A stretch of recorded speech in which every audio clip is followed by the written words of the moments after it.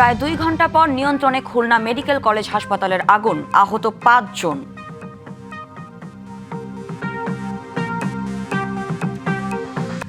শাহজালাল আন্তর্জাতিক বিমানবন্দরে বর্জ্য ব্যবস্থাপনার আড়ালে মাদক চোরাচালানের অভিযোগ, ঠিকাদার প্রতিষ্ঠানের বিরুদ্ধে নেই দৃশ্যমান ব্যবস্থা।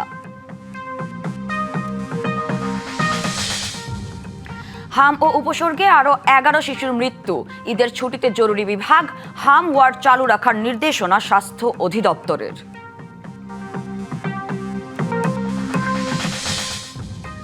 $2,35,000 কোটি টাকার ঘাটতি থাকছে নতুন বাজেটে, বরাবরের মতোই সরকার যাবে ব্যাংকের দুয়ারে।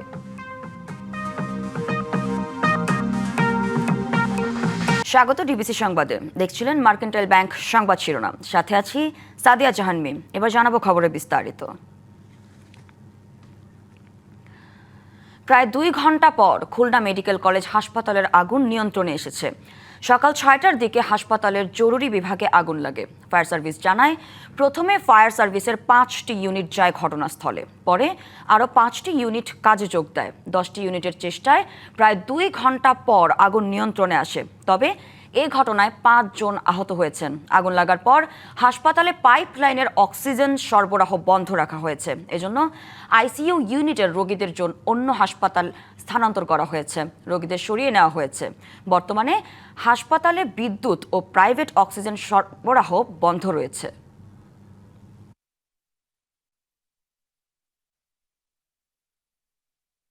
প্রায় 2 ঘন্টা পর খুলনা মেডিকেল কলেজ হাসপাতালের আগুন নিয়ন্ত্রণে এসেছে। সেখানকার আরও খবর জানাতে সরাসরি যুক্ত হচ্ছেন সহকর্মী আমিরুল ইসলাম। আমিরুল, কিভাবে আগুন লাগলো, এখন কি অবস্থা দেখছেন? আগুন এখন নিয়ন্ত্রণে আসছে এবং 10টি ইউনিট ফায়ার সার্ভিসের কাজ করে তারা নিয়ন্ত্রণে এনেছে। এবং আগুনের যে সূত্রপাত সেটা দমকল বাহিনীর যে কর্মকর্তা ছিলেন তারা দাবি করছেন যে বলা হচ্ছে যে বিশেষ করে যে আগুনটা লেগেছে যে বৈদ্যুতিক শর্ট সার্কিটের মাধ্যমে। এবং এখানটায় সকাল 6টার দিকে যে খুলনা মেডিকেল হাসপাতালে জরুরি যে অস্ত্রোপচার কক্ষ এবং নিবিড় পর্যবেক্ষণ কেন্দ্র, বিশেষ পোস্ট অপারেটিভ রুম, সেখানটায় কিন্তু আগুনের সূত্রপাত হয়। এবং এর পরবর্তীতে দমকল বাহিনীর যে সদস্যরা তারা কিন্তু খবর পেয়ে ছুটে আসে এবং এখানটায় যারা যারা ছিলেন, রোগীর স্বজনরা রোগীদের নিয়ে, এবং এখানে হাসপাতালে যারা ছিলেন তারাও কিন্তু রোগীদের বের করার জন্য পোস্ট অপারেটিভ রুম এবং অস্ত্রোপচার কক্ষের সামনে যে অবস্থান ছিল সেক্ষেত্রে রোগী বের করার চেষ্টা করা হয়। এবং পর্যায়ক্রমে কিন্তু রোগীদের কিন্তু নিরাপদে নেওয়া হয় এবং অনেকে কিন্তু লাফিয়ে পড়েছে, যার কারণে যে হাসপাতাল থেকে শোনা গিয়েছে যে 5 জন আহত হয়েছে, এই হাসপাতাল কর্তৃপক্ষ দাবি করেছেন। এবং এখানটায় থাকছে, কথা বলবো কিভাবে আগুন লাগছে একটু বলবেন? এটা আমরা আনুমানিক সকাল 6টা, তখন দেখি যে মানুষ ছোটাছুটি করছে। তখন আমরা বেরোয় এসে দেখলাম যে অপারেশন থিয়েটার ওইখানে থেকে ধোঁয়া উঠতেছে। তখন মানুষজন বাঁচার জন্য, যারা অসুস্থ রোগী, বাচ্চা সবাই ছোটাছুটি করছে বেরোয় আসার জন্য। যেসব রোগী মানে মুমূর্ষ, তাদের বেরোতে পারতেছে না, তাদের নিয়ে টানা হেঁচড়া চিল্লাফাল্লা করতেছে। অনেকে বলতেছে বাঁচাও বাঁচাও করে। তারপরে থেকে আমরা বেরোয় আসলাম। আসার পরে অনেক সময় পরে দেখলাম ফায়ার সার্ভিসের গাড়ি আসছে। আসার পরে অনেক চেষ্টার পরে তারপরে ওইখান থেকে আপনার গ্রিল কেটে কেটে তারপরে হচ্ছে সিস্টারদের বাইর করা হয়েছে। এবং নামানোর সময় একজন সিস্টারকে যখন নিয়ে নামার চেষ্টা করে, তখন ওই 3 তলার পর থেকে দুজনে একসঙ্গেই নিচে পড়ে যায়। পড়ে যাওয়ার কারণে ওই গ্রিলটা পুরাতন ছিল, যেটা ধরে রাখতে পারেনি। আর ফায়ার সার্ভিসের যে মানে মই দিয়ে পাড়ে, এটা তাদের মানে দুটো একসাথে বাঁধিয়ে যখন নামানোর চেষ্টা করে, তখন ওই নার্সকে নিয়ে উনি 3 তলা থেকে নিচে পড়ে যায়। পড়ে যাওয়ার পরে আপনার ফায়ার সার্ভিস না পাবলিক জানি না, একটা লোক ফায়ার সার্ভিস, ওনার হাত ভেঙে যায় এবং নার্স অচেতন অবস্থায় তাকে হসপিটালাইজড করা হয়েছে অন্য জায়গায়। এবং এইখানে যত রোগী ছিল। ধন্যবাদ আপনাকে। এবং যেমনটি বলছে প্রত্যক্ষদর্শীরা, যে অস্ত্রোপচার কক্ষ এবং আপনার যে নিবিড় পর্যবেক্ষণ কেন্দ্র যেটা, সেখানে কিন্তু ক্ষতিগ্রস্ত হয়েছে এবং ক্ষয়ক্ষতি নিরূপণের পরিমাণ চলছে। কিছুক্ষণের মধ্যে হয়তো জানা যাবে ক্ষয়ক্ষতির পরিমাণটা। তবে এখানটায় এই ঘটনায় 5 জন আহত হয়েছে, এটা হাসপাতাল কর্তৃপক্ষ এবং ফায়ার সার্ভিস নিশ্চিত করেছে। এখন চলছে পর্যবেক্ষণের কাজ এবং দমকল বাহিনী ডাম্পিংয়ের কাজ করছে। এটাই ছিল সর্বশেষ অবস্থা। মিম। আমিরুল, আপনাকে ধন্যবাদ। হযরত শাহজালাল আন্তর্জাতিক বিমানবন্দরে বর্জ্য ব্যবস্থাপনার আড়ালে মাদক চোরাচালানের অভিযোগ উঠেছে। এই নিয়ে করা মামলায় 2 জনকে গ্রেপ্তার করা হলেও ঠিকাদার প্রতিষ্ঠানের বিরুদ্ধে এখনও কোনো ব্যবস্থা নেয়নি সিভিল এভিয়েশন কর্তৃপক্ষ। যদিও আইন অনুযায়ী প্রতিষ্ঠানটির কার্যাদেশ বাতিল হওয়ার কথা।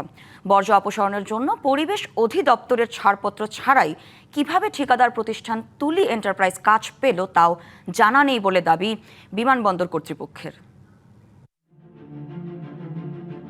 দরপত্রের মাধ্যমে 2024 সালে হযরত শাহজালাল আন্তর্জাতিক বিমানবন্দরের ভেতরের আবর্জনা পরিষ্কারের কার্যাদেশ পায় ঠিকাদারি প্রতিষ্ঠান তুলি এন্টারপ্রাইজ। রহস্যজনকভাবে পরে টেন্ডারেও কাজ পায় তারা, যেখানে 40 লাখ টাকার ইজারা সর্বোচ্চ দরদাতা হিসেবে 2 কোটিরও বেশি টাকায় বাগিয়ে নেয় প্রতিষ্ঠানটি।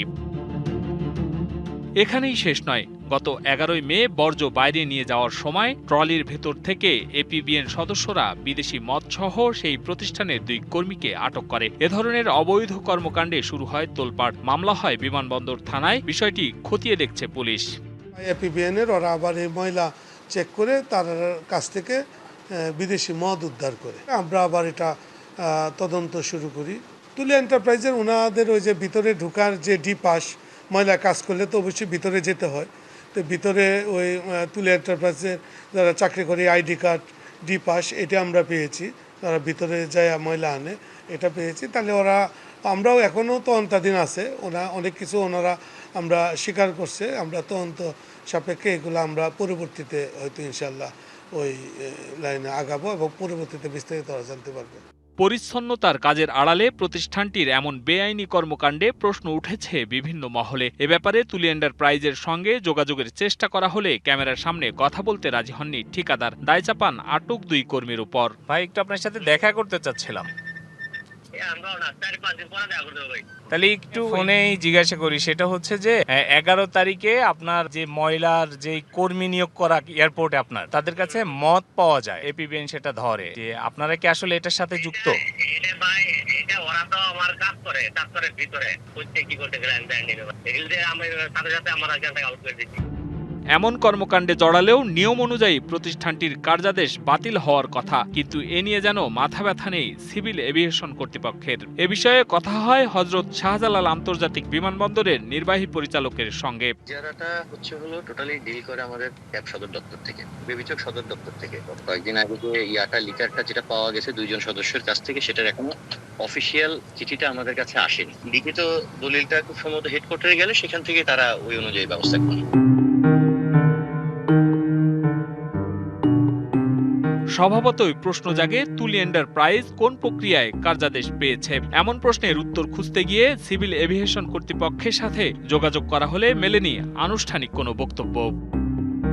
Hasan Al Mamun, DBC news, Dhaka. 2,35,000 কোটি টাকার ঘাটতি থাকছে নতুন বাজেটে। বড় অঙ্কের ঘাটতি মেটাতে বরাবরের মতোই সরকারের দ্বারস্থ হবে দেশের ব্যাংক খাতে। ব্যবসায়ী ও বিশ্লেষকরা মনে করেন, অভ্যন্তরীণ উৎস বা ব্যাংক থেকে সরকার ঋণ করলে উৎপাদনশীল খাতে ঋণ প্রবাহ কমে। এতে করে মন্থর হয় অর্থনীতির চাকা। বাজেট অর্থায়নে ঋণের দুষ্টচক্র থেকে বের হতে পারছে না তারেক রহমানের সরকারও। প্রথম বাজেটেই দেশের ভেতর থেকে 1,19,000 কোটি টাকা ধারের পরিকল্পনা করছে সরকার, যার সিংহভাগই প্রত্যাশা করা হচ্ছে ব্যাংক খাত থেকে। এবার 9,30,000 কোটি টাকার বাজেটে রাজস্ব আহরণ লক্ষ্য 6,95,000 কোটি টাকা, যা চলতি অর্থবছরের সংশোধিত লক্ষ্যমাত্রার চেয়ে 1,07,000 কোটি টাকা বেশি। এরপরও ঘাটতি থাকবে 2,35,000 কোটি টাকা। চলতি অর্থবছরের বাজেটে ব্যাংক ঋণের লক্ষ্য ছিল 1,04,000 কোটি টাকা। তবে প্রথম 9 মাসেই সরকার ব্যাংক থেকে ঋণ নিয়েছে 1,09,000 কোটি টাকা। অর্থবছর শেষে এ অঙ্ক আরও বাড়বে। আমাদের যে কর্মসংস্থান বা উৎপাদন বৃদ্ধি, প্রবৃদ্ধি বৃদ্ধি, এগুলো করতে গেলে তো কৃষি খাতকে চাঙ্গা করতে হবে। এগুলো মাথায় রেখেই সরকারকে আমাদের চিন্তা করতে হবে, যাতে সরকার এই ঋণের ফাঁদের মধ্যে না পড়ে। অনেক টাকা আমরা অপব্যয় করি, দুর্নীতি করি, যার ফলে বেড়ে যায়। প্রচুর প্রকল্প আছে, যে প্রকল্পগুলো কিন্তু হয়তো এই মুহূর্তে আমাদের অতটা জরুরি নয়, সেই প্রকল্পটাকে বাদ দিয়ে দেওয়া যেতে পারে। ব্যবসায়ীরা বলছেন, সরকার ঋণ নিলে ব্যাংকগুলো বেসরকারি খাতে অর্থায়নে আগ্রহ হারায়, যার নেতিবাচক প্রভাব পড়ে উৎপাদনশীল খাতে। যদি সরকারি ব্যাংক ব্যবস্থা থেকে সরকারের ঋণ যদি না বাড়ানো যায়, সেটা হবে সবচেয়ে ভালো রাস্তা। সেক্ষেত্রে ডেফিসিট ফাইন্যান্সিং করার আসলে দুটো রাস্তা খোলা থাকছে। বৈদেশিক ঋণ তো থাকেই, ইন্টারন্যাশনাল মার্কেট থেকে বাণিজ্যিক ঋণ যেটা নন কনসেশনাল টার্মসে, সেটা আসলে এখনই এক্সপ্লোর করা দরকার। রাজস্ব আয় বাড়ানোর জন্য কর হার না বাড়িয়ে করের কর জাল যেটা ট্যাক্স নেট সম্প্রসারণ, সেটার দিকে নজর দেবে। এ অবস্থায় রাজস্ব আয় বাড়িয়ে কিভাবে বাজেট অর্থায়নে ঋণ নির্ভরতা কমানো যায়, সরকারকে সে কৌশল খোঁজার তাগিদ বিশ্লেষকদের। রেদওয়ানুল হক, ডিবিসি নিউজ, ঢাকা। 24 মে থেকে রাজধানীতে বসছে পশুর হাট। এরই মধ্যে দেশের বিভিন্ন প্রান্ত থেকে আসতে শুরু করেছে কোরবানির পশু। হাটের প্রস্তুতিও চলছে জোরে সোরে। এদিকে মৎস্য ও প্রাণী সম্পদ প্রতিমন্ত্রী সুলতান সালাহ উদ্দিন টুকু জানিয়েছেন, দেশে 1,23,34,000 কোরবানির পশু মজুদ আছে। আর কোরবানিতে পশুর চাহিদা 1,02,00,000-এর মতো। চাহিদার তুলনায় অনেক বেশি পশু থাকায় আমদানির প্রয়োজন নেই বলেও মন্তব্য করেন মন্ত্রী।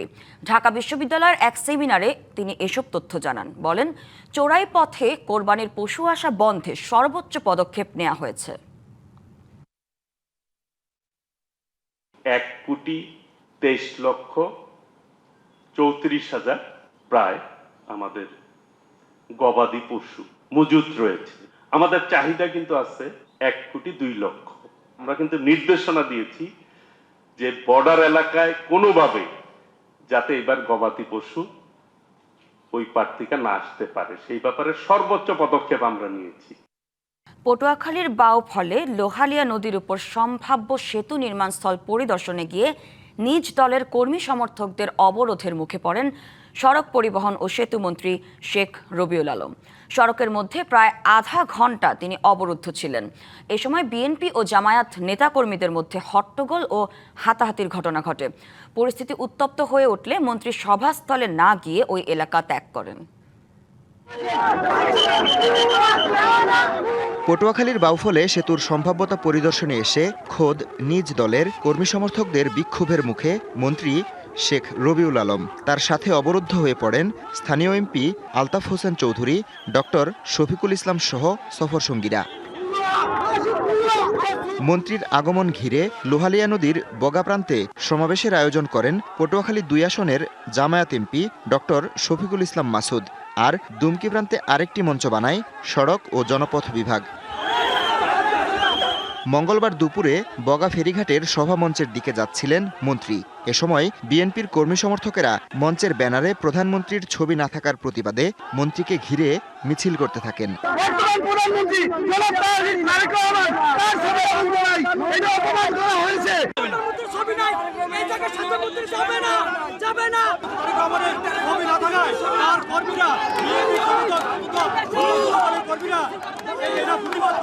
এক পর্যায়ে বিএনপি ও জামায়াতের সমর্থকদের পাল্টাপাল্টি মিছিল ও হট্টগোলে পরিস্থিতি উত্তপ্ত হয়ে ওঠে। প্রায় আধা ঘন্টা অবরুদ্ধ থাকার পর মন্ত্রী সভামঞ্চে না গিয়ে দুমকি প্রান্তে গিয়ে সংক্ষিপ্ত সভায় অংশ নেন।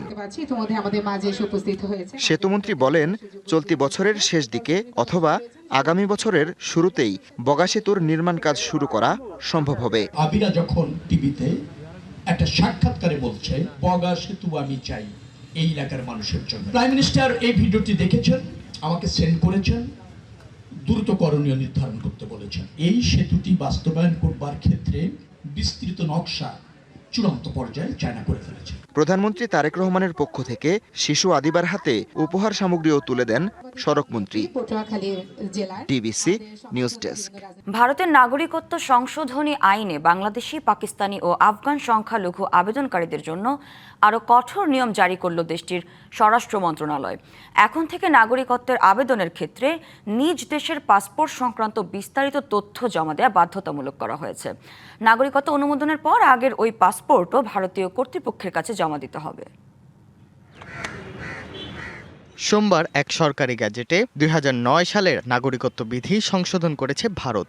নতুন নিয়মে বাংলাদেশ, পাকিস্তান ও আফগানিস্তান থেকে আসা ধর্মীয় সংখ্যালঘু যারা নাগরিকত্বের আবেদন করবেন তাদের নিজ দেশের পাসপোর্টের সব তথ্য দিতে হবে। নতুন বিধিতে আরও বলা হয়, আবেদনকারীর বৈধ বা মেয়াদ উত্তীর্ণ পাসপোর্ট থাকলে তার নম্বর, ইস্যু তারিখ ও স্থান জানাতে হবে। তথ্য গোপন করলে আবেদনকারীর নাগরিকত্ব কেড়ে নেওয়ার ক্ষমতাও রাখা হয়েছে এ সংশোধিত বিধিতে।